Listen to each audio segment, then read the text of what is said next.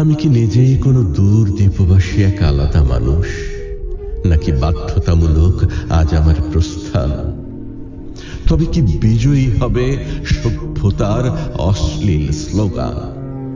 আমি তো গিয়েছি জেনে প্রণয়ের দারুণ আকালে নীল নীল বনভূমি ভেতরে জন্মালে।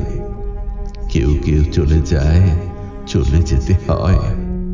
অবলীলাক্রমে কেউ বেছে নেয় পৃথক প্লাবন, কেউ কেউ এইভাবে চলে যায় বুকে নিয়ে ব্যাকুল আগুন। আমার কি এসে যাবে কিছু মৌল ব্যবধান ভালোবেসে জীবন উড়ালে একা প্রিয়তম দ্বীপের উদ্দেশ্যে।